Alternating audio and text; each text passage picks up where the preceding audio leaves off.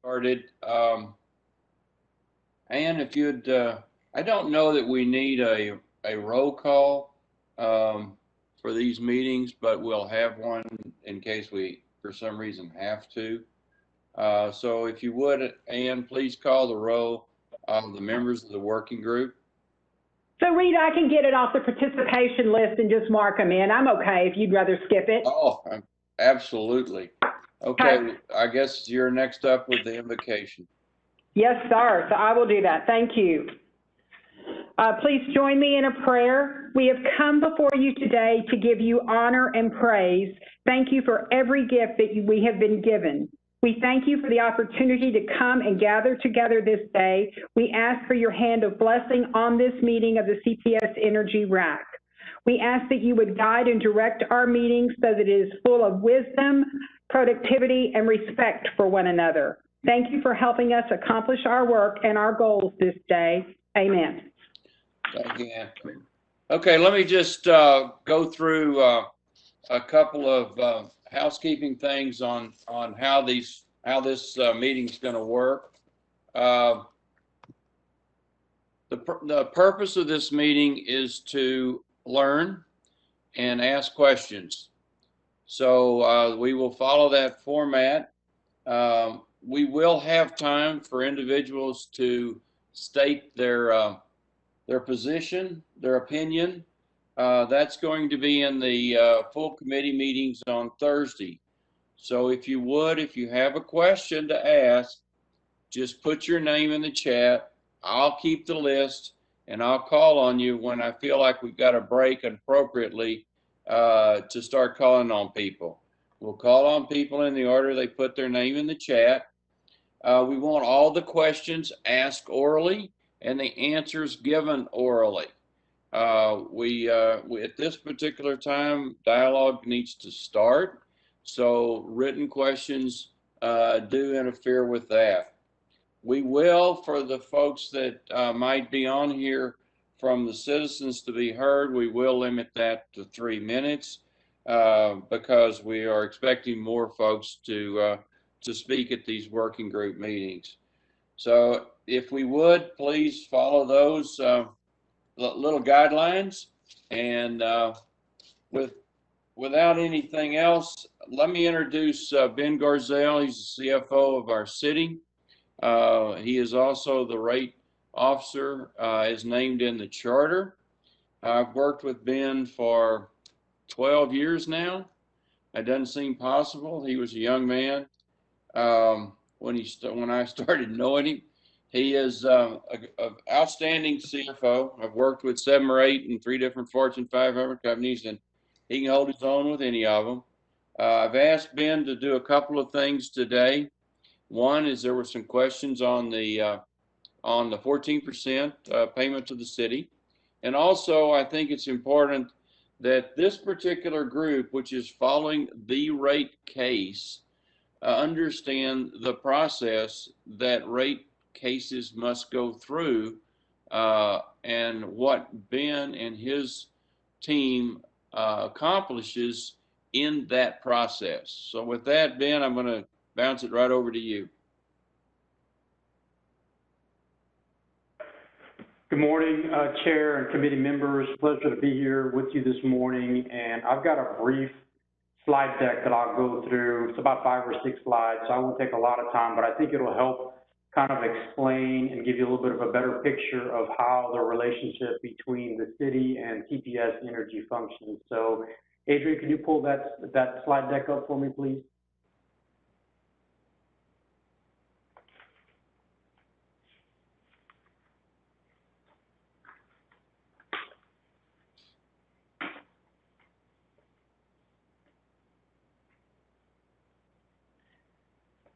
All right, so on the first slide, and again, I think all of you probably know this and aware that the city actually purchased the electric and gas utility company, what was then the San Antonio Public Service Company in 1942.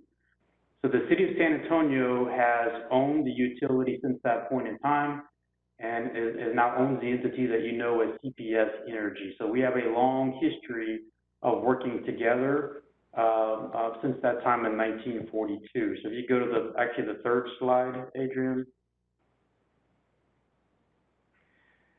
So when we talk about our relationship between the city and CPS Energy, if you will, the articles of incorporation, bylaws that you would typically see with a corporation, that really doesn't exist for CPS.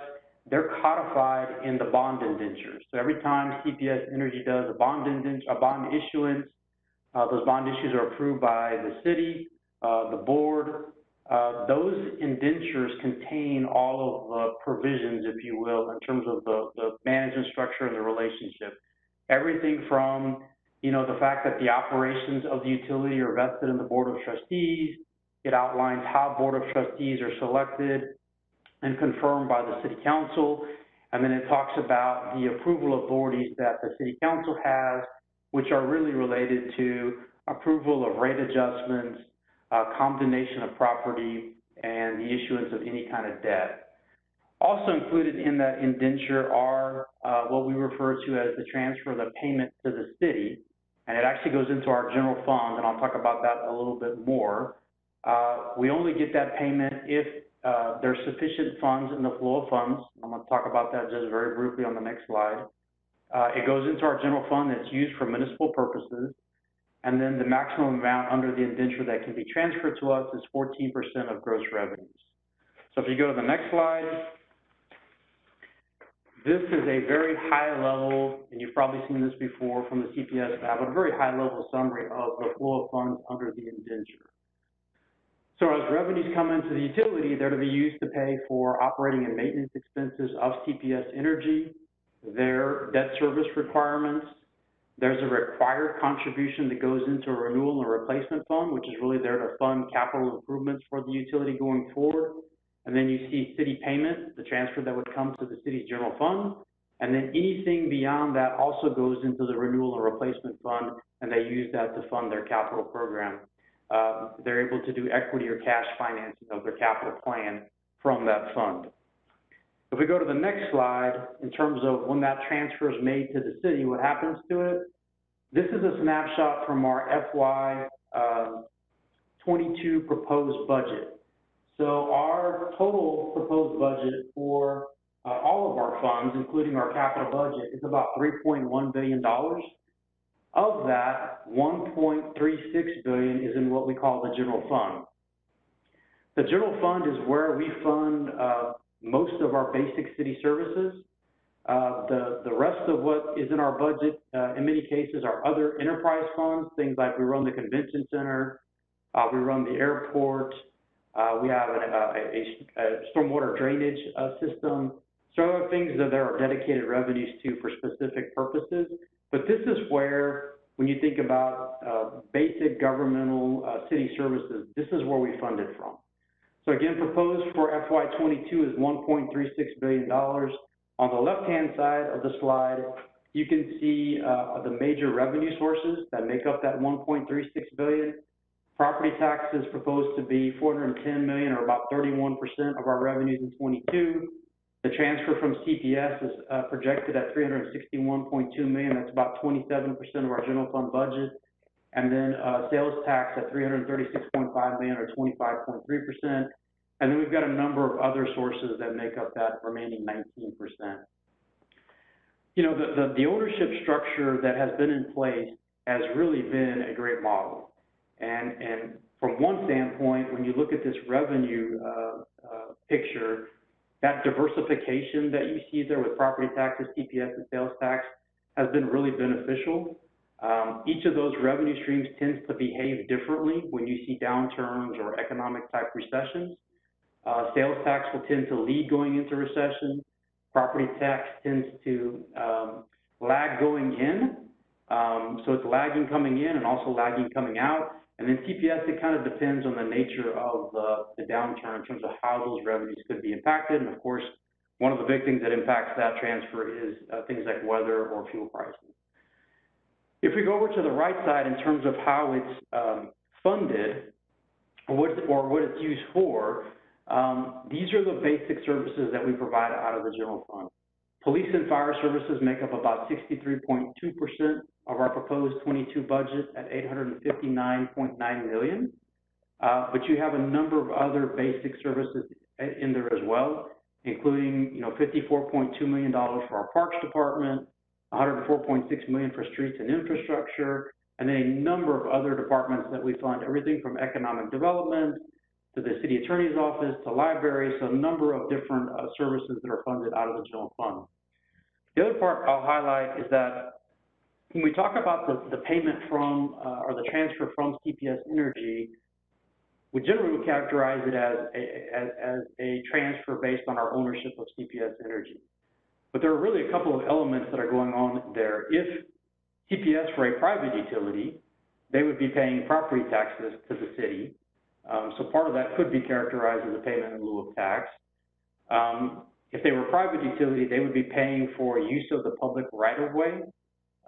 So there would be, a 3 to 4% gross revenue payment coming in there. And then we've got a portion that, again, is related to the city's acquisition back in 1942, and then is related to our ownership or our return. The great part about this model, again, in terms of diversifying revenues, but also in addition, in terms of what it's used for, if you think about a private utility, the private utility would have shareholders. That return would be going to shareholders that, would be using that on an individual basis or however they would be using it. But in this case, the return goes back to the owners, which are the citizens of San Antonio. And it goes into a number, again, of basic core city services. I'm going to flip gears a little bit here on the next slide, and Reed did ask me to touch on this real quickly. So on the rate review process, under the charter, we have a position called the Supervisor of Public Utilities. It's there to look at, and it has changed over time depending upon the utility, and particularly some private utilities, but our role is to make recommendations to council. We look at the business case to see if we can substantiate the business case on a rate change or a rate adjustment or the issuance of debt or whatever the issue is coming before the council, and then we make our recommendation after we do that due diligence and that analysis. That position I've had for a number of years. It was actually combined with my role as the CFO of the city, but we've got a great team of folks that work on this every day and work on that relationship that we have with CPS, SAWS, and our other utilities. It's actually led by Assistant Director Russell Huff, who I think you've probably met before, maybe virtually, but he's got a team of staff of 7 employees that, this is their role, is to look at these regulatory issues that come up. So when we talk specifically about our rate case coming in from CPS, or SAWS, and in this case we're talking about one from CPS Energy, we're going to go in and we're going to look at all of the underlying assumptions and plans around that business case. So we're going to look at everything from what are the sales forecasts projected to look like over the summer, and it's a long-term model that we typically want to look at, that CPS has put together, but we're looking at, what do projected sales look like, what's going on with their budgets, what are some of the things that are driving maybe some of the increase that they're looking for. We're looking at O&M, operating and maintenance budgets, staffing, financial metrics. We're looking at their capital plans.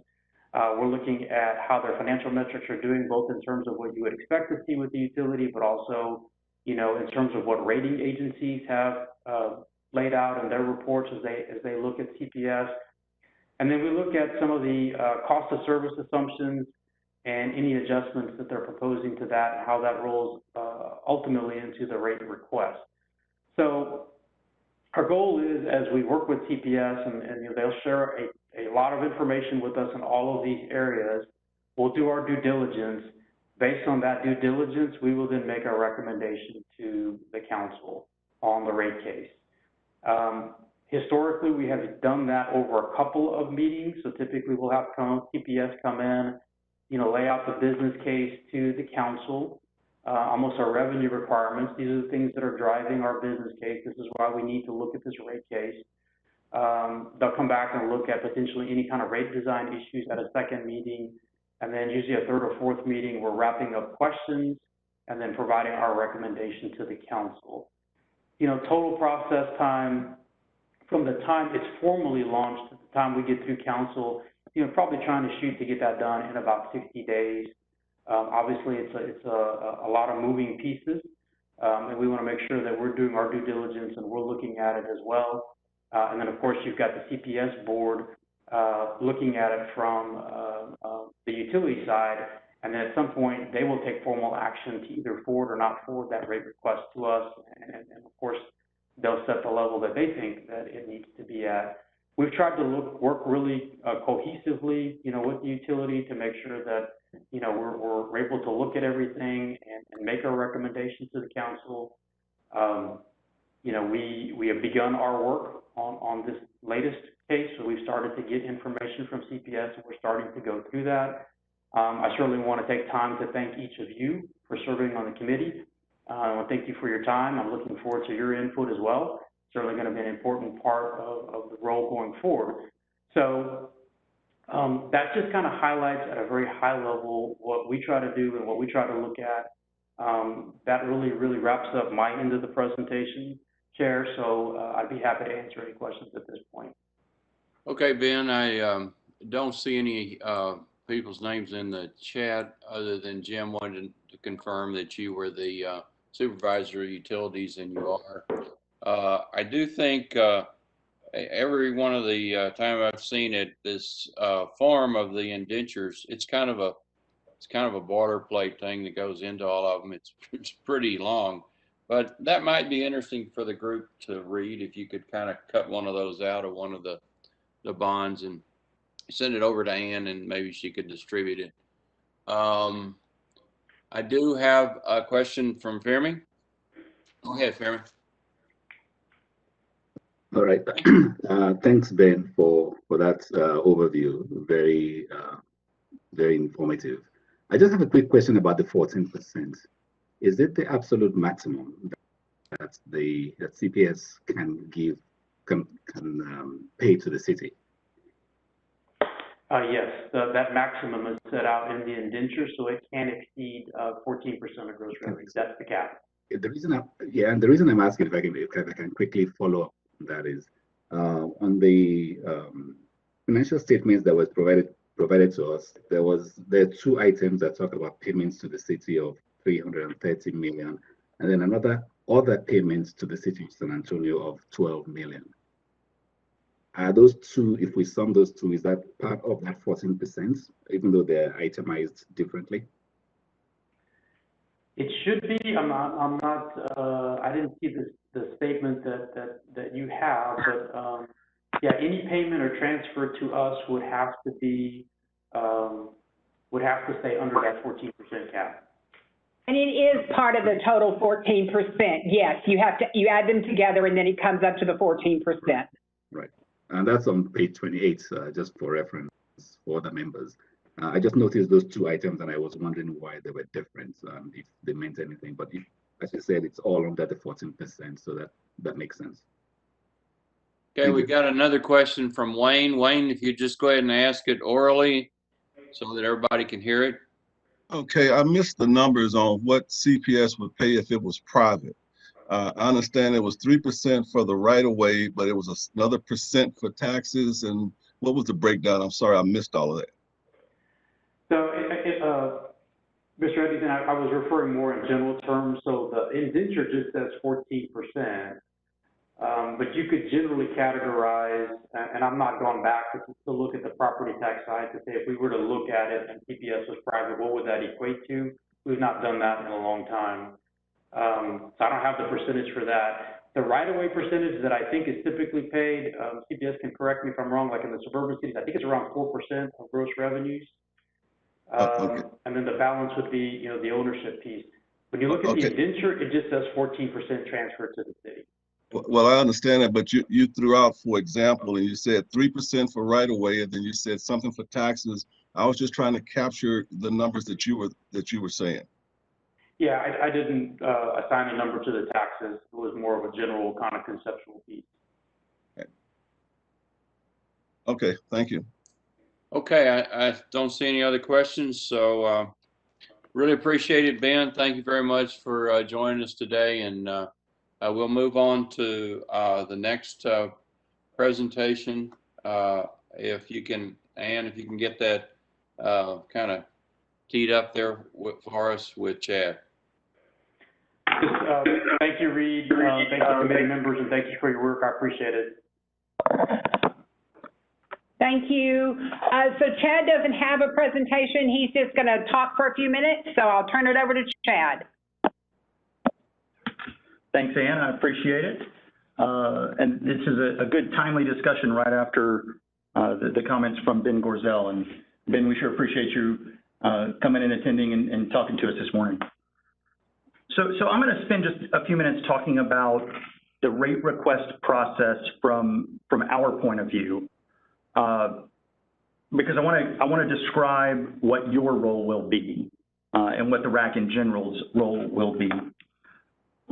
So the first stage of a rate request process is really sort of a constant phase. We call it due diligence, and I would say that we are constantly in a state of conducting due diligence. We've got a small group of folks that work in various roles all over the company, and they serve as part of our due diligence core team. And so a portion of their time constantly is focused on, do we need a rate request? They're looking at financials, they're looking at costs, they're looking at the market, and we're sort of constantly assessing, do we need a rate request? When we get close to the time where we feel like we need a rate request, and remember from our last conversation, there's two yardsticks. One is our revenue forecast, and one is our revenue requirements, or our costs, right? And when our revenue is less than our revenue requirements, then we either have to bring down our costs or bring up our revenue, right? And so as we constantly weigh that equation and we get closer and closer to, yeah, the only alternative is to increase revenue, we can no longer manage costs and maintain our financials, we'll share a directional view with our board. And we did that this year in May. If you go back to our website and pull down the presentation from the end of May, right before Memorial Day, there was a slide in there that talked about the provisional rate request that was built into our budget. And we shared a ranged estimate. It's a pretty wide range. It was like 6.5% to 9.5%. And we talked about the different components and the range of the impact that those would have. But we said, look, this is built into our budget for the current fiscal year to be effective in one of the last couple of months of this fiscal year. But you are not approving a rate request right now. We have to build it in for our financials to make sense this year. We will come back and talk to you about that rate request in the coming months. Then a few months went by and we got to August, and our due diligence team felt like there's no more delay in this thing. We've got to talk to our community about a rate request. So we put together a presentation that we called a preview of the rate request. And that was delivered to our board on August 30th, a week and a half ago. That still was not our actual recommendation, nor was it their approval of a rate request. It was us sharing with our directors, with our trustees, the direction that we think we're going, right? Because this stuff is complex and we have to share details through time so that there's full awareness and understanding, and they can give us their feedback and direction, which they did. They did that in May, and they did that last week. But it was still a preview, and we still showed a range. It was, I think, 9.5 to 10.5, or 9.6 to 10.6, because between then and May, some things had continued to change. From there, we are about to make an announcement. Right, when we talk to our board, and our timing we're estimating is the next week and a half or so, we will talk to our board and we will share an actual recommendation. And we will talk to them about our community engagement process. In fact, that's a big part of our next conversation with our board. We'll show them a recommendation and we'll say, we want your support in starting a dialogue with our community, because we need a rate request, and we can't do that without having this dialogue with our community. Even on that date, which again is 1 to 2 weeks from now, we think, even on that date, they're not approving a rate request. They're not approving the number that we're eventually going to go ask our city council to consider. They're simply seeing our actual recommendation, an existing an actual number, not a range, not a preview, not an estimate, but the actual number that we've put together. And they're providing their support for us to go start talking to people about that number so we can go learn and listen and finalize our recommendations. So from that point, over the next 4 to 6 weeks, we'll talk to customers, we'll talk to partners in the community, we'll talk to media, we will spend a significant amount of time with the Office of Public Utilities, which Ben mentioned, and that's Russell Huff and Jeff Pullen and Morris and Pam and Ben Cadena, and they've got a few other folks. I mean, we appreciate them, we appreciate their work.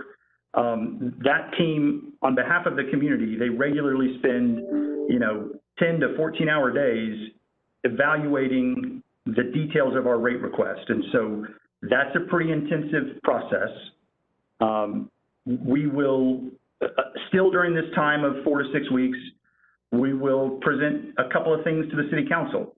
We'll talk to them about our revenue requirements, and we'll talk to them about the design of the revenue increase. We will also talk to our Citizens Advisory Committee. We did that yesterday, which really was just a recap of the preview that we delivered to our board, because they are not always available to monitor and watch our board meetings. But there is one more meeting, and well, they meet monthly. They meet on a monthly basis, and we will be back talking to them in October. And then there's the RAC, the Rate Advisory Committee. And as you all are very familiar, we spent 3 months in turbo mode every 2 weeks, getting the entire committee ramped up on all of the specifics. Now, we've shared that preview with our board. We have not made our actual announcement. And so sharing anything with the RAC or the CAC or our customers or community or the Office of Public Utilities is still premature. But that's what's next, especially with this working group. This working group is all focused on the immediate term, the short term. We will be sharing the information that supports our need for a rate request to this working group and anybody else who wants to attend this working group. We've got this meeting today, and our content for today was planned prior to our preview with the board last week, and it occurs prior to our announcement to our board here in 1 to 2 weeks. That date is critical because our Board of Trustees is the first party that we speak to about these items. Then we depart from there and start talking to everybody about it. And so we've got this meeting today. Shannon and Julie, who you met 3 weeks ago, they're going to talk about historical trends of all of the different buckets of financial data that you will soon see in a forecasted approach. Okay, so they're looking backwards because that's stuff that we feel comfortable sharing prior to our discussion with our board here in 1 to 2 weeks. But by the next time we get together, we will be sharing all of the forward-looking information. We will also be talking to our rate design working group. Most of that discussion with the rate design working group will be about long-term topics, not short-term topics. So for example, if we were to completely overhaul and redesign our rates and launch time of use rates for every citizen and every business, that's a lengthy discussion that in and of itself will take months. And then the implementation of whatever we decide will take a year or a year and a half. I mean, systematically to do a rate redesign, it takes a lot of time and testing to support. So that's a long-term conversation, but there is a short-term element of that conversation because if we do a rate increase, we will want to take at least a small step in the right direction of our rate designs. And so we'll be talking to them about that a little bit today. and then again in 2 weeks when we get together for the next working team. The third working group is the generation group. That is all long-term, so we will happily share details of what we're going to share with a rate request, but it's not impacted by our medium and longer-term generation strategy. So all of that community sharing will happen in late September throughout October, possibly by the end of October, early November. We will go back to our Board of Trustees, having collected all of the feedback and input from our community and our partners and our customers and this group, and we'll share sort of our final recommendation to them. We recommend going to our city council and asking for X. At that time, our board will most likely, through our chair or vice chair of our rate advisory committee, they'll solicit feedback on the perspectives and advice and input of the rate advisory committee. So that's how your review of this whole situation will bubble up to our trustees. At some point shortly after that, maybe early to mid-November, we will go to city council and ask for their approval of our rate request. And I'm assuming that they will also seek input and feedback from the rate advisory committee, since they were a driving force of creating the rate advisory committee. Now that may be through the chair and vice chair, that may be through the individuals that they've specifically appointed onto the RAC, I don't know. But our approach is over the next 2 months to be as transparent as humanly possible and share all of the rationale and backup support for why we're doing a rate request. And that, like I said, that starts today, but today's really more backward looking. So let me pause there. I hope that helps to make it a little more clear as to how we plan to incorporate the RAC into the conversations over the next 6 to 8 weeks. We spent the last 3 months teaching and sharing because we absolutely anticipate that the RAC will be a component of our next 2 months of conversations. Chad, thank you for that. I will direct folks' attention to a note that Rudy put in the chat about the other outreach. I didn't see any questions in here, but Chad, just from listening to your timeline, I know this is something that a lot of people are thinking about. Really, and if I added up the weeks that you went through there,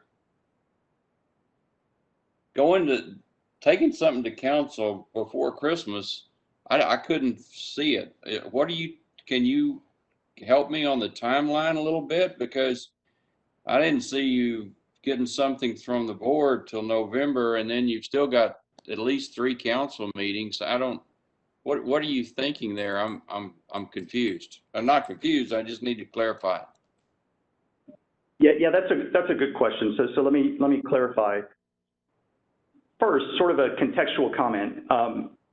One of the drivers of a pretty abbreviated timeline is our relationship with our rating agencies, or the rating agencies, that collectively are responsible for our credit ratings that drive our cost of borrowing through debt.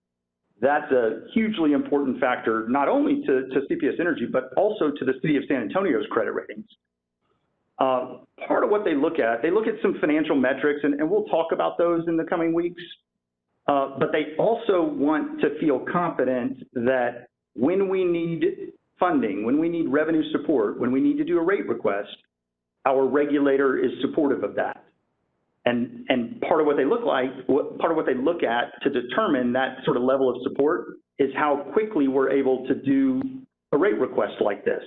They don't want to see a process that drags on for 2, 3, 4 months, because that, to them, that suggests that, we're not aligned with our regulator as well as we should be.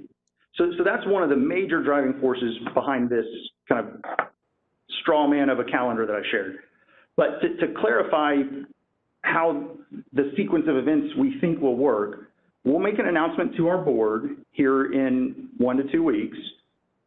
Then we'll start that community input process, and that will include a couple of presentations to our city council around our revenue requirements and our rate design.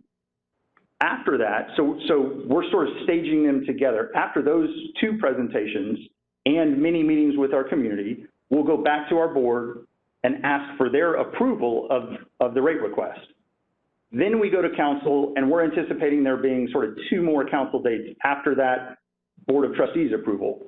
The first is Ben Gorzel sharing with the City Council his perspectives on our request. And then hopefully a week later or at some session later with council, we will actually ask them to vote on our request. So we're anticipating 4 meetings with council, 2 that will happen before our board approves and 2 that will happen after our board approves. Does that help? It helps, but I think this has got to be a very contemplative process. And while I know that everyone is watching for cooperation, they also want a steady study of this that is not rushed. I just think that's a very aggressive schedule, but that's just I'll keep my opinions to myself. I've got some questions here for you. I've got one from Dana. No, it's I have one question from Dana's next in line. Dana, ask your questions, please. Well, as I said, I was just going to listen, but thank you for taking the question. I would like to see a little more explanation from CPS on the makeup and the reasons why you're asking for this, and some discussion about how they're going to handle the massive amount of money that was lost or spent during the freeze. It's just not very clear. Okay, I guess the answer to that, Chad, is you will explain that eventually. Is that correct? Yeah, the answer is, Dana, you will see all of that. Okay. Next one is from Femi. Yeah, thanks. Chad, again, good, wonderful outline, laying out essentially the time frame for the 3 working groups. It's obvious to me that these working groups are going to interlock one way or the other, and it's very clear that there's some issues that would essentially cut across, groups 1 and 2, 2 and 3, 3 and 1, like that. But you mentioned something earlier about part of your public engagement process, whereby you would essentially be going not only to the public, but also, to the board and all, to explain why you've done your very best so far to reduce costs, therefore requiring no other choice but to go for this rate increase. I just want to point this out because this is something I will be looking out for. At the last board meeting, one of the trustees mentioned a deep dive. And for me, the deep dive starts now, pretty much with the working groups, because we will be asking those deep questions, hopefully to clarify and also to elicit from you what those cases will be, as in we've done the best we can to reduce our budget, and therefore we have no other choice but to increase the rates. So I just wanted to point this out because for you and maybe for subsequent speakers, those are some of the things I will be looking out for. I do have some questions that have come from looking at the financial statements and all the numbers that have been given to us, but I don't want to rush into that yet because we haven't heard the presentation and the questions may be answered even before we get there. And so I would not need to ask them. But I just wanted to point that out that for me, my deep dive starts right now, and I'll be looking out for some of these deep questions. Thank you. Thank you, Femi. Okay, Corey, did you have a comment you want to make? It's in the chat. Thank you, Jerry. Appreciate it. I'm in the same room as Chad, so it may look like the same speaker. I simply was just reiterating, the comment Ben had alluded to, that typical time frame's about 60 days, and which is a couple of months. And so I think we'll be in alignment with that, but absolutely recognize, your perspective and the committee's perspective as well, to be thorough and ensure we do a deep dive. So thank you, Reed. Okay, Eloisa, you have a question? Thank you, Reed, and thank you, Corey, for that clarification on the timeline. I was also trying to add up the math, and it looked like a really tight 7 to 8 weeks. And so I want to be more clear about when does community engagement start? You said it starts as soon as that kind of the announcement is made. When does it stop? You know, so what's that timeline for community engagement, this robust partner engagement program that accompanies the process that Rudy is mentioning? I want to know what that, what that time frame looks like. And I also want to ask, there are, 50%, I believe, I can't remember what the exact number was, of residents that were already behind on payments. And so also thinking about what community engagement is being done specifically to those communities that are already struggling to make their payments. Okay, I don't know who wants to take that.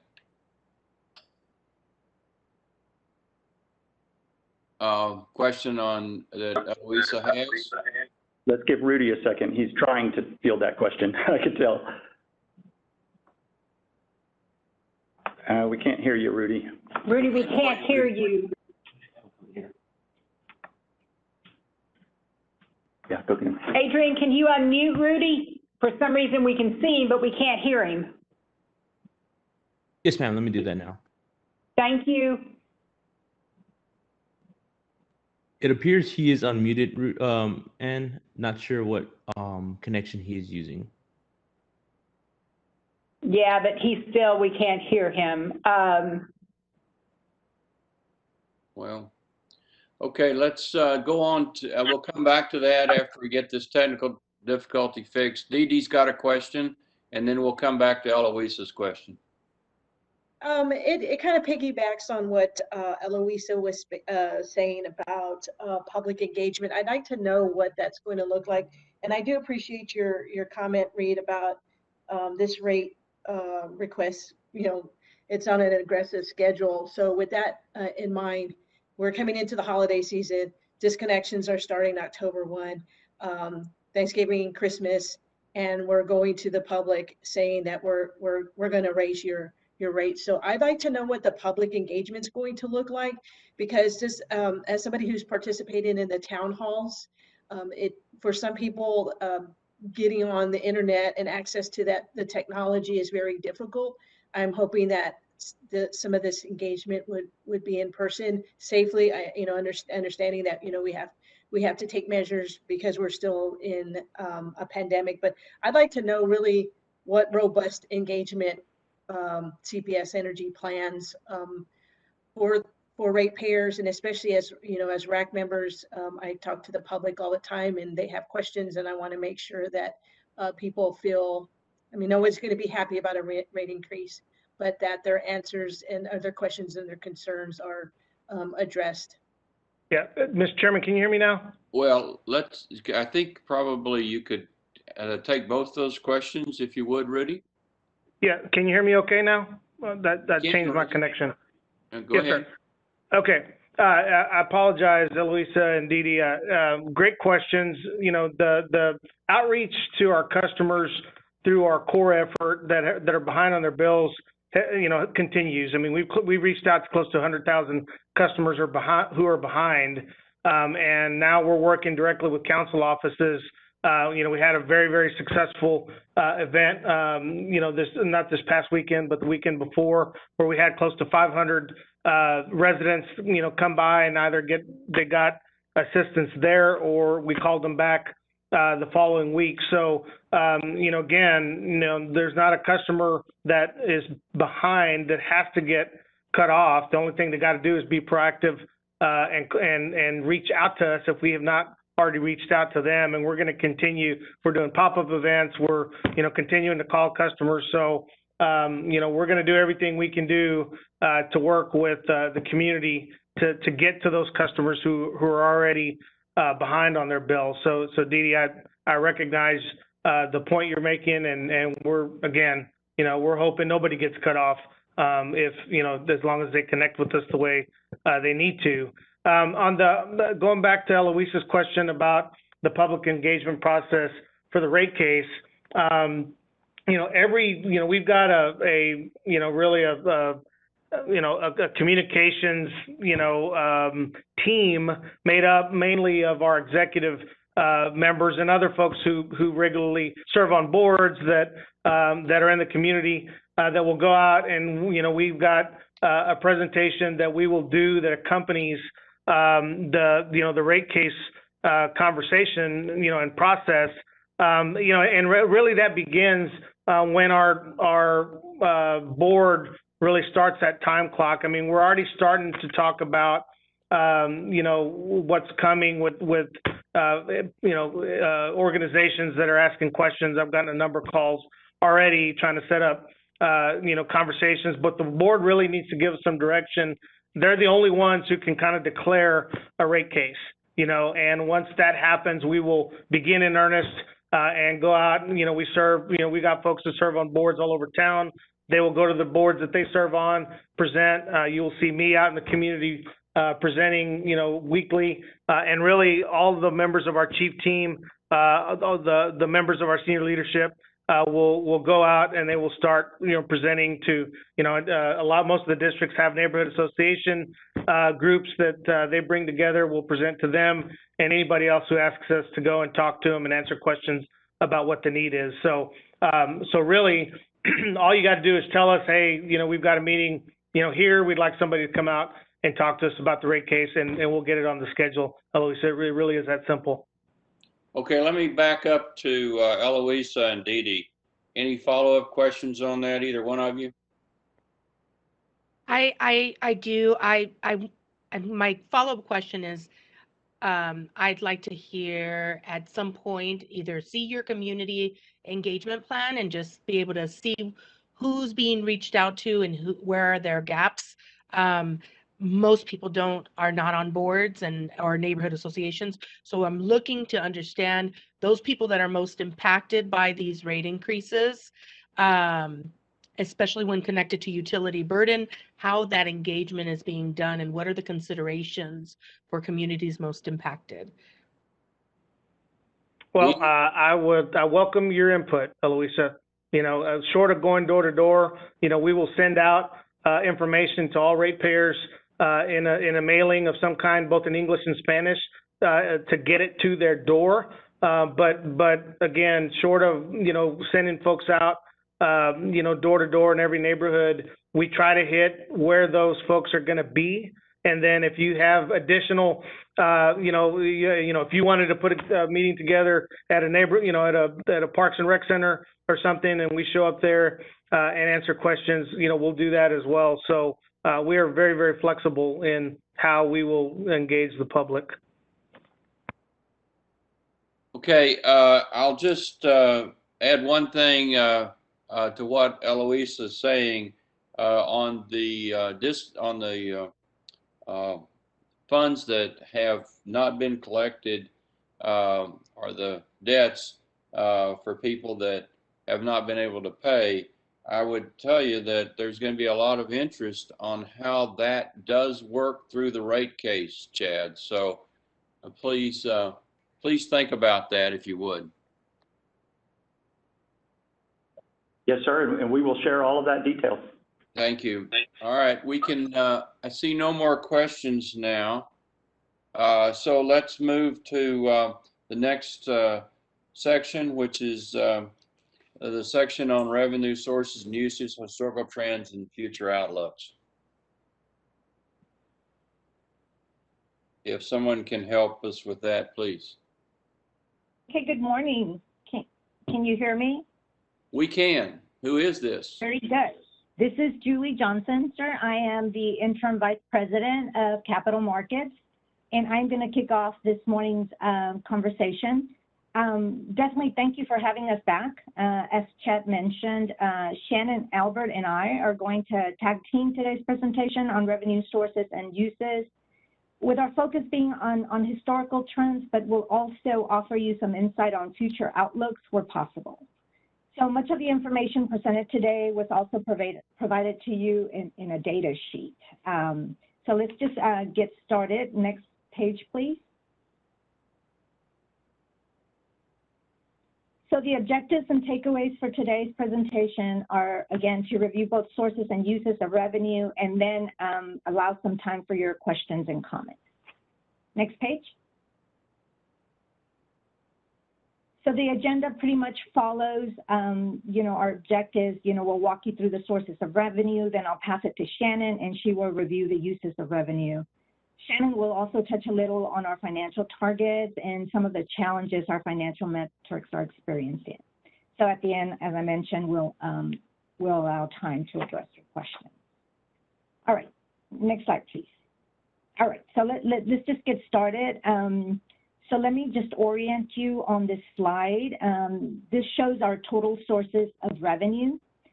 We have provided 10 years of actuals, that's fiscal year 2012 through fiscal year 2021, and we've also provided 3 years of projected data. Fiscal year 22 represents information that was presented as part of the recent budget approval request. Within the bars, you see the major components of our sources of revenue. Just starting from the bottom of the bar, you see retail electric in the blue. Then distribution gas in the orange. Wholesale revenue is in the green, and then there's a small sliver of non-operating at the top of the bar. So just to show you some of these numbers, from a historical perspective, you can see that we've experienced definitely growth in sources of revenue through 2019. In that year, our total sources were approximately $2.8 billion.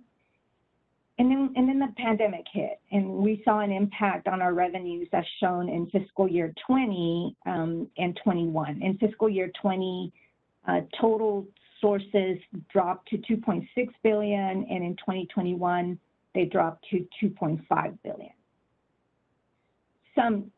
Just from a forecast perspective, we are projecting some future growth in total sources. And just as a reminder, fiscal year 22 includes a couple of months of the provisional rate increase that Chad mentioned, and fiscal year 23 and 24 include the whole year impact. So this is kind of a high level total view for you. But let's move into the next slide and we'll provide a little more detail.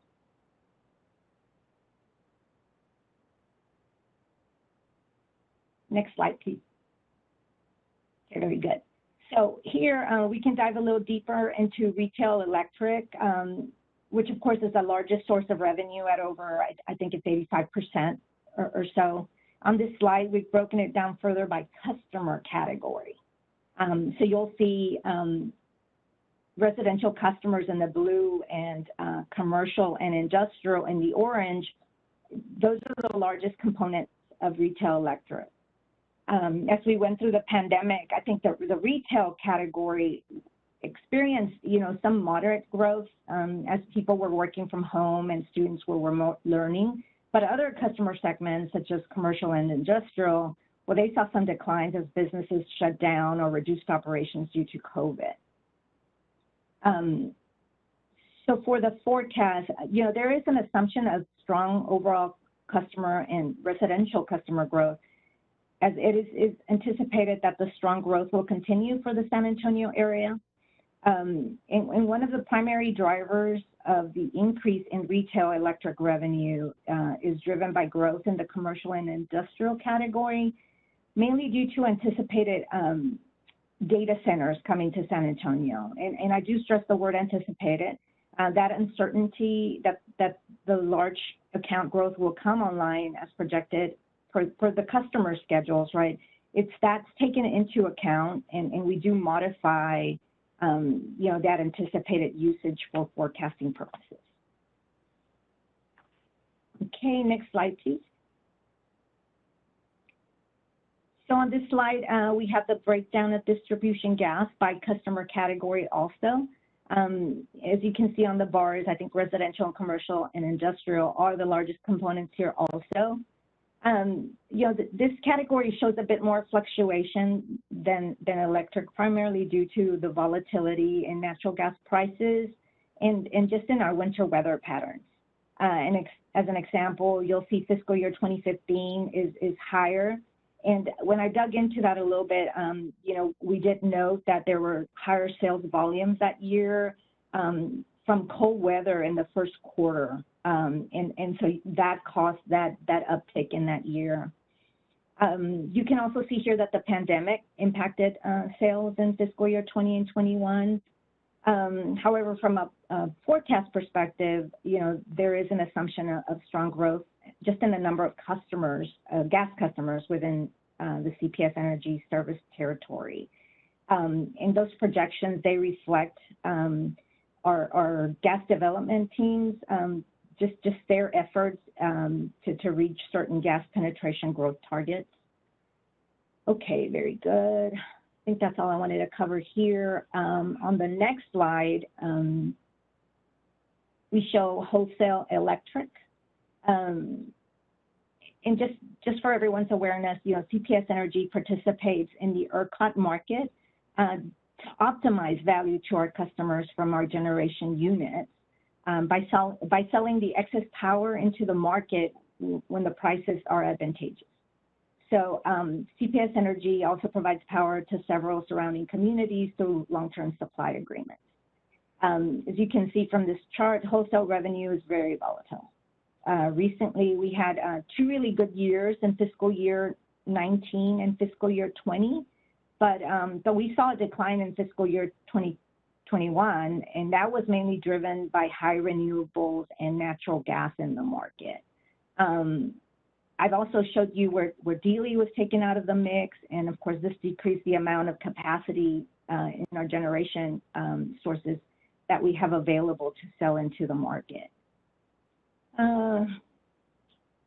We are projecting lower wholesale revenues for fiscal year 22 through 24, and that is also due to larger volumes of renewables in the market. Of course, that results in less pressures on the ERCOT reserve margin, which leads to lower prices. So, more sources available, the reserve margin, is a lot higher. I mean, I think we saw some periods where we were very challenged, and so that led to scarcity pricing, so higher pricing, which then increased wholesale revenues. But I think as we look into the next few years, that reserve margin is expected to be well above, ERCOT's target. And so, the expectation is that will drive lower prices. So wholesale revenues, just in general, wanted to mention, we use them to reduce the amount to be recovered from our customers. And so, of course, without this offset, we'll see more pressure is created for our retail customers. Wholesale electric, it's good when it happens, but I think, we can never be assured the same success every year. And so that makes it a little bit more difficult to forecast. Okay, I think that's all I had on this slide also. And I think this is the first portion of the presentation on sources of revenue. And definitely before I pass this to Shannon, this may be a good point to pause for any questions. Yes, Julie, if you could, are you on the call on the phone, or are you on? I can't see you. Are you there? Okay, I guess. Yes, I am on the call. Okay. So just a couple of questions, and then we're getting some in here, and I'll log them in. If I understand, you're saying that the deterioration in the wholesale sales is due to the increase in reserve margin at ERCOT, that they're putting on more capacity, other than solar, or just solar and wind? Yeah, it's from renewables, sir, and that is definitely solar and mainly wind. And so that is what's driving that capacity higher. Okay, so y'all don't see much future in the wholesale market then, is that correct? No, I think these trends are expected to continue into the near future. Okay. Just a question now. Femi, you're on. Yes, thanks, Reed. And you actually asked my question, but I'm going to try and rephrase another part of that question. What Julie said about the reliance on the inability really to grow or to have much by way of wholesale revenues would in some way feed back into the need for a rate increase. And this is something that I saw even from the basic financial statements where I guess in compared to FY 2020, CPS took about $149 million hit in net income, due in very large part to an $83 million hit in the wholesale electric revenue. So that's very indicative of that huge inflow of funds, really, let's put it that way, or revenue source that could in some way, or it's going to impact the need for a rate increase. I just want to emphasize that these are the kinds of insights that would be nice to bring up to the public, especially as we have numbers such as this to show that we've had a trend in the past, but here we are now, and we can't do more than, hey, ask for more of a rate increase because we're not getting much by way of wholesale. And so that's an important, I think it's an important message to present to the public during your partner and public engagement sessions whenever those opportunities emerge. And on the solar part, I'm just curious to know, are we not through the Flex Power bundle, would we not have an opportunity to also be part of that ERCOT solar market?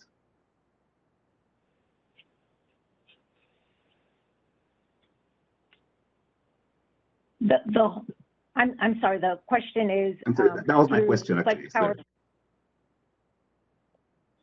Julie, I can take that. Yes, Dr. Femi, we will be. Wholesale is volatile and unpredictable, but you can think of it as just an open market. It's a free market. The Texas wholesale electric market creates incentives for generators to build new capacity. And so if the reserve margin is low, if it's a hot year, if there's capacity constraints, the prices are designed to go high, and that's the financial incentive for generators to build a new plant or open a new solar farm, right? But when that happens, they add capacity, and for the next year or two or three or whatever the case is, that depresses the wholesale pricing, right? And so because that's a market that's constantly kind of reaching equilibrium, we cannot rely on wholesale revenues. In a year when it happens, that's a windfall to us, and we are very happy about that, and that goes to offset, our costs for that year and potentially the next year, and that's how we avoid, a rate increase. And so those years that she showed that where there was a big spike in wholesale, yes, we avoided rate increases in those years because of that benefit to the community.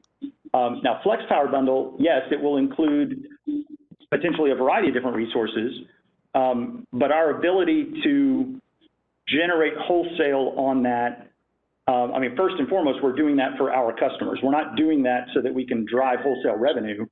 That is potentially a side effect. But again, the wholesale market is kind of volatile and unpredictable, so that's not the driver of why we're doing it. Okay. Thank you. Dr. Femi, I would just add that as a result of the February storm, there are, 25-ish rulemakings at the state level right now that are really looking to make some changes to the wholesale market that I think will also create some uncertainty about, how wholesale revenues are going to pan out in the years ahead. There's an effort to create additional capacity that will be in reserve, for those times where the market needs it. So that activity will have an impact on the value of our overall portfolio. But in the ERCOT market, if renewables are available, they're the first. The market has to accept all the renewable capacity that the market has to offer. You know, that's just the way our market works, which is great for those of us who have you know, who have renewable capacity. So just something to keep an eye on, but that's a longer term, you know, kind of developing, influence on the wholesale market that we're very, very much engaged in up in Austin. Thanks, Rudy. Okay, thank you. Femi, you have other questions on this? No, that's all. Those are my Okay, let's questions. move on then to Ms. Albert. Good morning. Thank you. Let me turn on my camera so you all can see me. Can you hear me? We can. Thank you. Great. So thank you for the opportunity to visit with you today. Julie covered the sources of revenue, and I'm going to spend some time with you all to talk a little bit about the uses of revenue. So our uses of revenue are laid out in our flow of funds, which is outlined in our bond ordinance, as you heard Ben Gordell speak about that this morning. And we know from our past discussions that the uses of revenue should equal the sources of revenue. And as we look at that, we make those adjustments. So if there's not a balance there, we look at, can we cut costs? What are the things that we can do? Can we defer projects? And then if those answers are no and we continue to trim, then we look for rate support. And as we receive revenues, the flow of funds lays out kind of the order of spend of those revenues. So this particular chart is showing the flow of funds, and again, from fiscal 2012 through fiscal 24. So as Julie mentioned, 22 is our current year that we're in, and so these are projected numbers, and fiscal 23 and 24 are projected, again, with the provisional rate support included. So the first order of spend is our operating expenses, and that's this big light blue component of the chart. And it's noted as the last item in the table, and that represents on average about 60% of our uses of revenue. And then the next order that we pay in is the debt requirements, and that's in this orange component. That includes our principal and interest payments on our outstanding debt, and that represents on average about 15% of our uses of revenue. And then, as we mentioned, we place 6% of our revenues into our repair and replacement account. That's what I consider a savings account, and we use that to help cash fund the capital program. And then next is our city payment, which, as Ben talked to you all today, on average runs about 13% of gross revenues. So it is up to 14% of our gross revenues. And then after that, any revenues that are available are deposited into the R&R remaining contribution. And as you look at this particular chart, you can see that from fiscal 2015 through fiscal 20, we had much healthier remaining contributions in the R&R account. And that was a result of some of those stronger years in wholesale revenues, as Julie talked about. So we can move on to the next slide.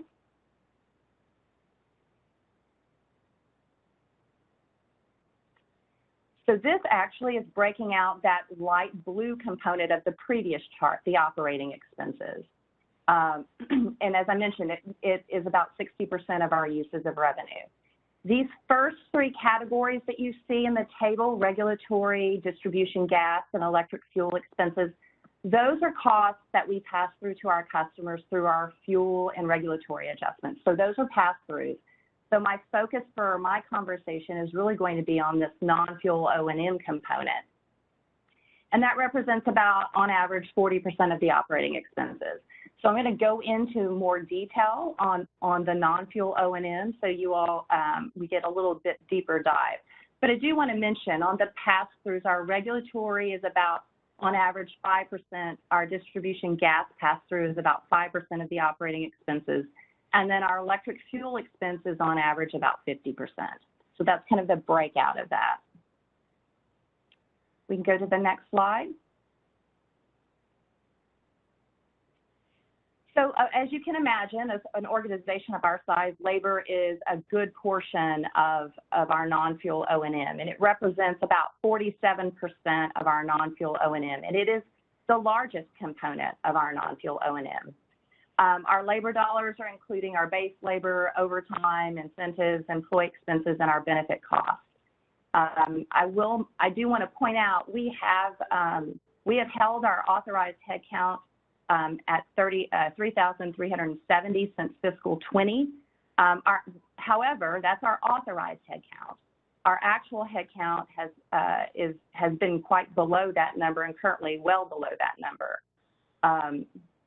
Also, I would say from the aspects as we look at these labor trends, our benefits are typically about 25% of our overall labor costs.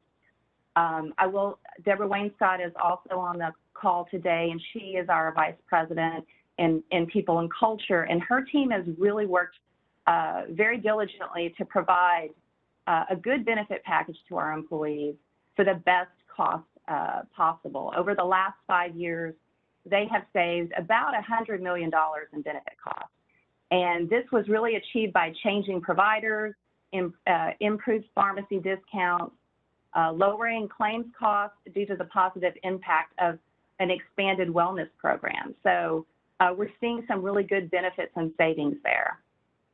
Also, as part of managing through the pandemic and financial pressures, we did suspend our merits in fiscal 22. However, as noted here on the slide, we have included them in fiscal 23 and fiscal 24. We can go on to the next slide. So as I mentioned previously, staffing levels. So when this chart is actually looking at our total employees compared to our number of customers.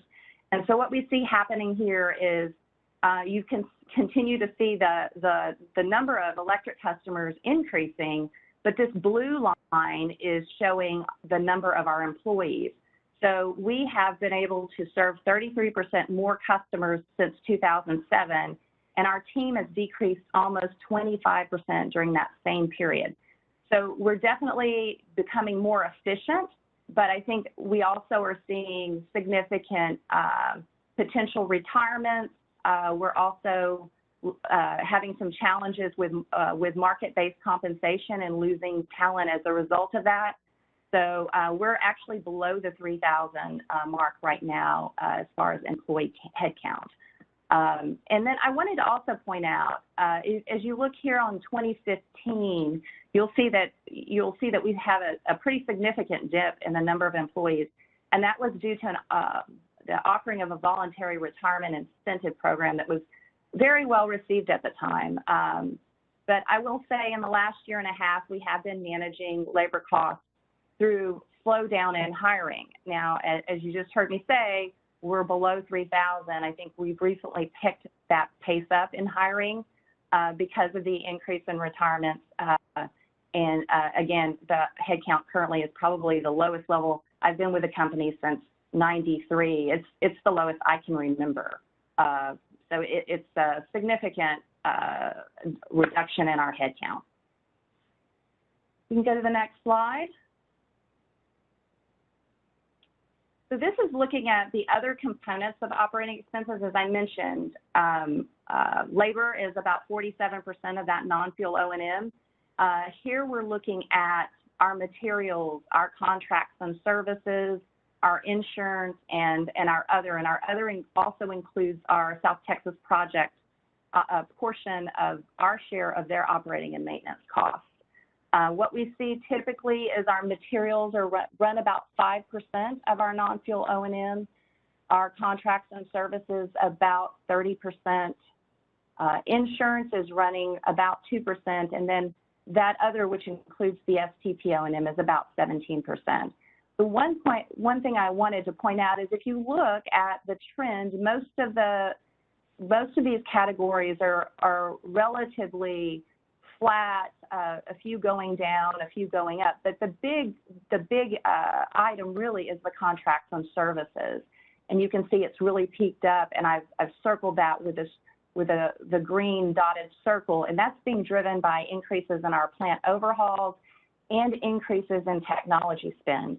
As you have heard many of our leaders talk about our aging technology, That also includes our system of record, our enterprise resource planning system, which is SAP. It's over 20 years old, and so we continue to have technology spend and need that technology spend to help the aging technology that we have.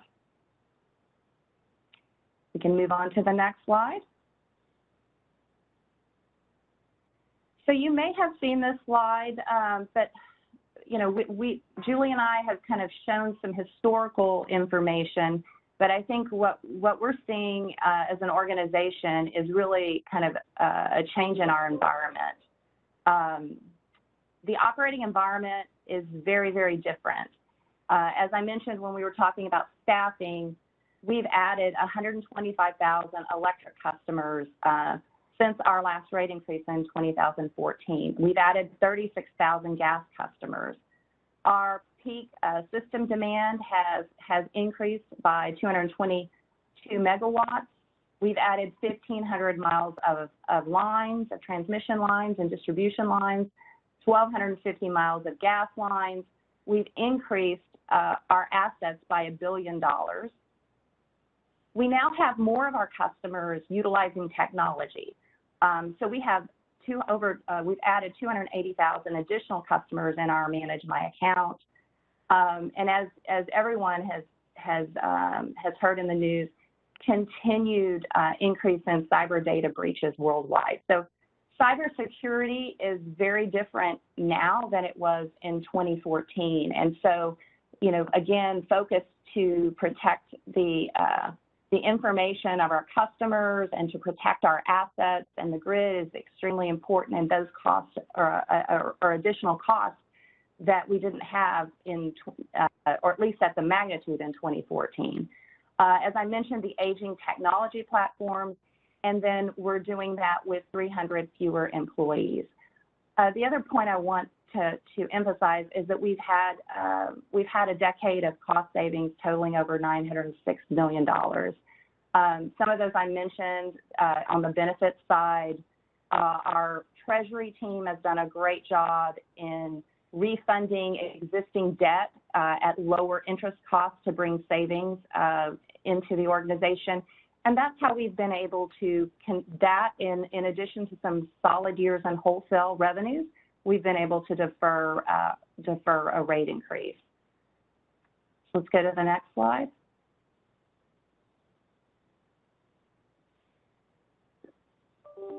Okay, so this is looking at our financial targets. As we talk about our planning and our integrated planning, we've shared some historical information. We really do look at, you know, what is this doing to our metrics? And so as we plan and we look at sources of revenue and we look at uses of revenue, and we make some determinations of, you know, can we cut some of the uses of revenue? And if not, we're asking for rate support. We look at what does that do to our metrics. And as you heard, I believe it was Chad and others talk about our rating agencies, these metrics, our adjusted debt service coverage, days cash on hand, and our debt to equity are key metrics that the rating agencies monitor. The financial stability of the organization is important, and we want to ensure we have healthy financial metrics. Typically, when the rating agencies are looking at that, and I think I shared this with you all last time I presented, the financial component is a significant component of their overall rating criteria. So that's one of the reasons we very much focus on this and try to stay above those minimum thresholds. As we see metrics decline, again, we will make adjustments to our financing options. We'll look at a potential rate support plan, or we'll look at spend reductions. Those are all things that we continue to evaluate. So again, while we're focused on healthy financial metrics, because they're key to maintaining those strong credit ratings, and that allows us to issue debt at lower rates and thus saving our community money. So let's move on to the next slide. I think I shared this with you as well, but this is just, again, to anchor back to where we are from a rating agency, a credit rating. As I mentioned, 2 of the 3 rating agencies did downgrade us as a result of Winter Storm Uri. But what I will tell you is we still have very strong credit ratings, which continue to keep our borrowing costs low, which is very important. And let's go to the next slide. This is a preliminary view. I think we now have a different, an updated version, but I think as of this date, this is what we were showing, and I think it is directionally correct. But here we're showing our, the first column just is the metrics, and the second column showing the accountability threshold. What you'll see is the fiscal 23 estimated without support, without the provisional rate support, and in fiscal 23, the estimate with rate support. And, you know, as I mentioned, financial health is a major criteria of the credit rating agencies, and we want to try to ensure we're not falling outside of that guidance because it would increase our borrowing costs and potentially narrow our access to the investor community, which I think is important as well. And you all have heard us mention this, we use our guiding pillars to filter our decisions and to ensure we're being responsible and making the best decisions for the community. But the foundation of those guiding pillars is financial responsibility. And again, this fiscal 23 without rate support, you can see we're well below the accountability thresholds. You do see we're in a better position with the rate support, and for us, again, that financial health and sustainability are key really to continuing to be a valued asset of our community. You heard Ben talk about the city transfer that's up to 14% of gross revenues and what that does to infuse the general fund budget for the city and what the city is able to do for the community with those funds. So we do believe we are a valued asset, and maintaining financial sustainability is important for us. So just wanted to emphasize that. And I think, Adrienne, if you go to the next slide, I think that is the thank you slide, and Julie and I and the team are happy to take any questions you might have. Okay. Hi, this is Chad. I can respond to a couple of these. So, okay, thank you, Chad. I'm trying to go through and read them. No problem. So Dana, your question in the chat, yeah, happy to discuss orally. How can we base our future estimates on power we may not have to sell? That will affect our assumptions and our ability to pay our bills. Yeah, absolutely. I will tell you some portion of our wholesale revenue comes from longer term contracts. And so that portion, I can't remember if it's 20% or 30%. It is a material portion, and that is predictable and forecastable, and so we can include that. If that were all we included, and we didn't include any sort of forecast for additional wholesale revenue based on our fleet that we operate, you're right, we would not be able to cover our costs. Our revenues would not cover our costs, and we would have to charge our customers more. But we know we have a track record of delivering some wholesale revenue. So forecasting our wholesale revenue is very difficult. We do it with the assistance of some industry reports that we actually purchase on where we think market pricing is going to go. And that helps us develop a forecast of dispatching our units, and that all kind of layers together into a forecast for our wholesale revenue. So it wouldn't be fair for us to not include any wholesale forecasted revenue, but it is very hard to rely on significant sums of wholesale revenue. I know this is a new process, but let's all try to get used to it. If we can, I don't necessarily need the questions put in the chat. We will call on people, they will ask, and then people will answer. Let's try to see if we can get in that format. So before we get to the questions from the 3 folks I have in the queue, just a couple of clarifying questions. Shannon, for yourself. There might not be some people on the call that understand the adjusted debt service and how you calculate that, because a utility is different than what we look at on some financial statements. And also, I'd like for you to explain a little bit more detail the debt cap and how that is operated and how that's calculated, please. Yes, sir, definitely can do that. So when we're looking at our adjusted debt service coverage, we look at our available revenues. So that's your revenues less your operating expenses. And then you're looking at your total debt service. So what it's telling you is how many times can you make that debt service payment. So the higher your debt service coverage is, the better financially you are. Does that make sense? Well, there's just one thing that does include fuel costs, just not your expenses, not your own, Yes. not your non. It's all. It's your operating. Yes, sir. It's your operating expenses. And just as a point of clarification, the rate increase, whatever it is and however it's done, does not have anything to do with the fuel charge, right? Yes, sir, that is correct. The city council never approves that. That's all done by the board.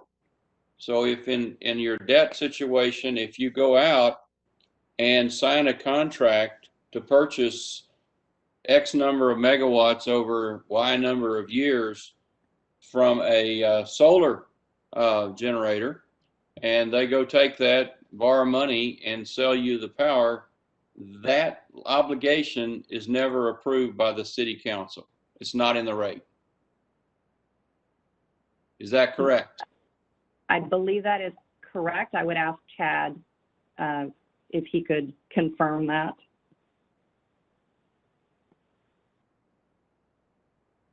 The answer is no. Hello? No. Yeah, I'm sorry. This is Chad. I was typing a response in the chat and I did not even hear the question. I'm so sorry. Well, that's why we don't need to type. We need oral exchange in the working groups. So we won't have to be. My question, Chad, and I'll repeat it, is to make sure that people understand what we're looking at in the rate increase. We're not looking at 50% of the fuel adjustment, okay? Because if you go out and the board approves a contract, an obligation that we purchase X number of megawatts from a solar generator over Y number of years, and that individual takes that obligation and gets financing at the bank, that is not considered something that the city council approves. And therefore, it is only indirectly in this calculation by the fact that we have a cash outflow for that. Is that correct? Yes, that is correct. We consider like a solar contract or a wind contract, that is managing our generation fleet, and that is the cost of generating power. So it's just like a coal plant or a natural gas plant. I mean, that's our cost of fuel. We can debate this later, but it's not the cost of fuel, it's the cost of the whole plant. So let's go now to the debt caps and talk about that, if you would, Shannon. Yes, sir. So our debt cap is looking at our total debt divided by our equity. And really what that's telling us is, again, that ratio tells us, it measures the company's capital structure, its solvency, and how leveraged we are. So the higher debt cap you have, the higher debt you have. And so rating agencies typically look at us for a AA. They want about a 60% debt cap. We're, again, approaching that 65% mark. So we are a bit out of range on that particular metric. But the benefits, our benefits have been that our days cash on hand and our debt service coverage have been within range.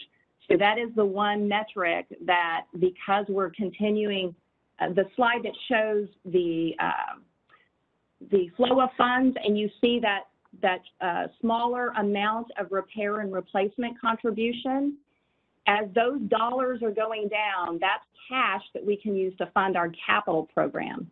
If those contributions are smaller, then we're having to fund more with debt. And so that leverage ratio increases. And that's been a challenge for us. We did in fiscal, I believe, 20 or fiscal 19, we did get it below 60%, but we continue to see pressures there. So let me make a question here to make sure that we're all together on this. This is not a typical debt to equity like you would see on a financial balance sheet. This is actually how you're funding your investments, correct? Whether you're funding them through the cash flow from the rate increase or you go out and borrow money, right?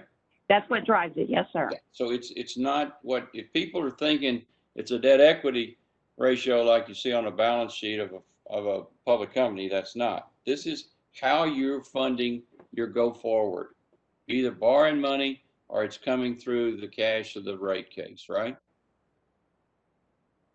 Am I correct? I believe so, yes, sir. Okay. All right, let's go through the questions. The first one I've got on the queue here is Dana.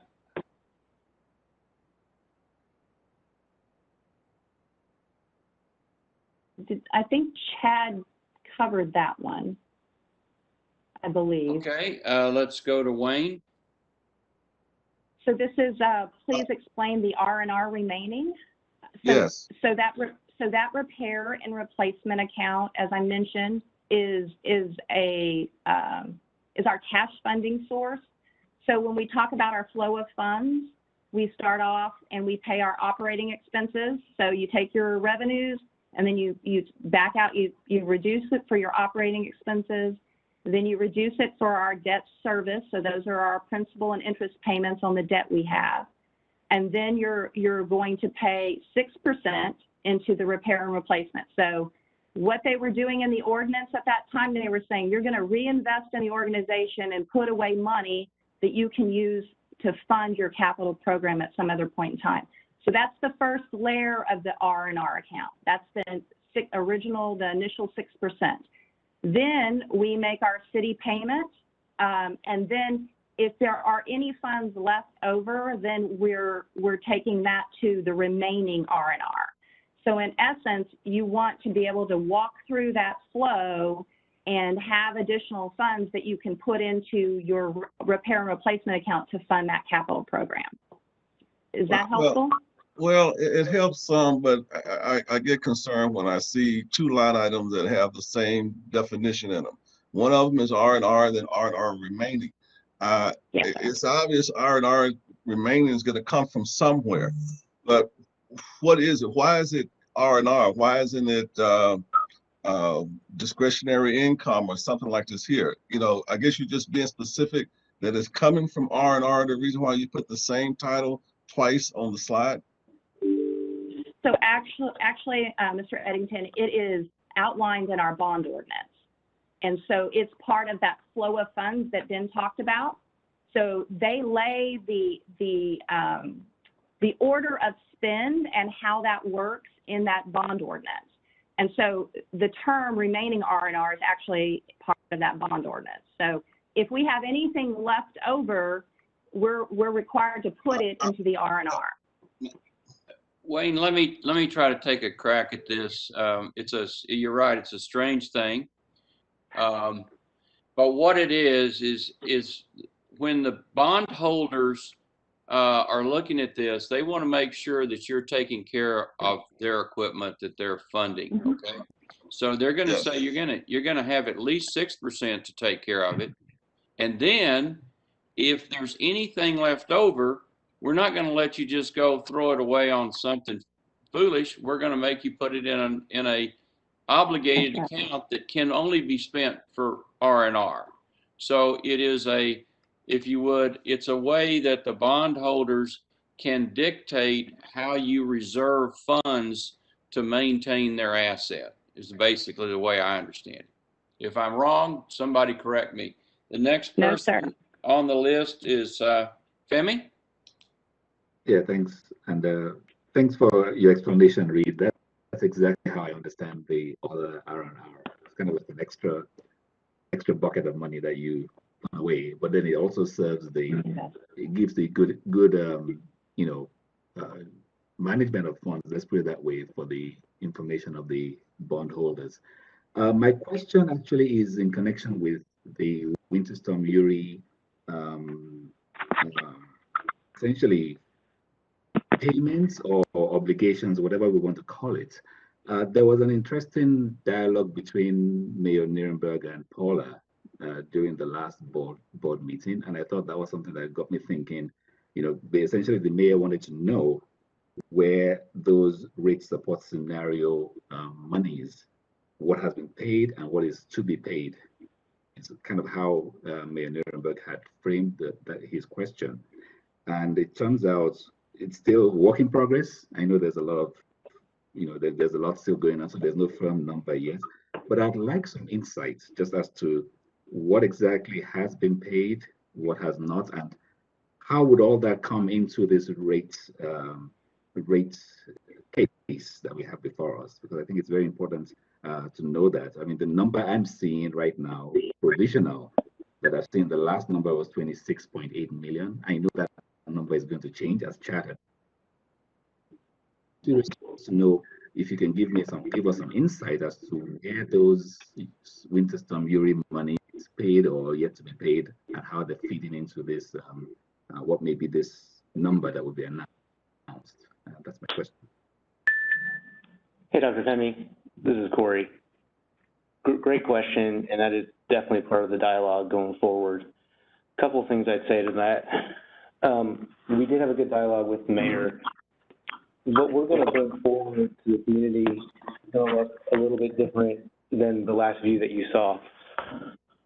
We have paid upwards of maybe $400 or so million between the electric and gas storm costs, and we're going to have that conversation with the mayor to illustrate what our expected immediate recovery would look like. We haven't started recovering any of those costs, but we have paid them. They were fair, legitimate, vetted, and so forth, right? So we paid those bills. Part of what we've been suggesting to the community is how to do an alternative way to recover for that. And that is part of the dialogue that's inclusive of the rate request. And so what I mean by that is, instead of recovering fuel through our fuel adjustment as normally we would in 30, 60, 90 days, we want to spread that recovery out over 25 years using a mechanism called the regulatory asset, which we said verbally, but as we go through the rate request, we'll dive into that concept further. What that does is it allows us to recover those legitimate and vetted costs, as Paula was discussing in the board meeting, over a duration of time so that our customers have a minimized bill impact.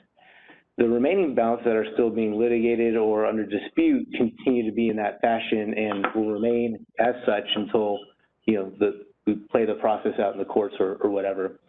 So that's how that treatment is going to be discussed in the context of the rate request, and that's the strategy in minimizing bill impact. Now, we put that as a recommendation of spreading it out over 25 years, but that continues to be a dialogue through our board, and as we go through our conversations with the city and city council, it's basically just going to be a modulation on that bill recovery. Okay, Chad, thank you very much for that explanation. That's going to be extremely helpful as we go forward. If I understand what you just said, anything that's under dispute it would not be considered in this rate case. Did I hear that right? Yes, if it's under dispute, Reed, will not be part of this rate request. That's an important thing that folks need to understand. And I appreciate that explanation very much. Femi, absolutely, sir. Femi, anything else? Okay, it's time for public input. And I guess if you don't mind kind of grabbing the reins here, I don't know how to do it. Actually, we don't have any public input speakers today, so. Okay, that settles that. So I could just open it up to the committee if there's any other questions. We've got some really good people on here that can help us a lot. If there's not, we'll adjourn. Hearing and seeing none, we are adjourned. Thank you. Thank you, Reed. Appreciate it. See y'all.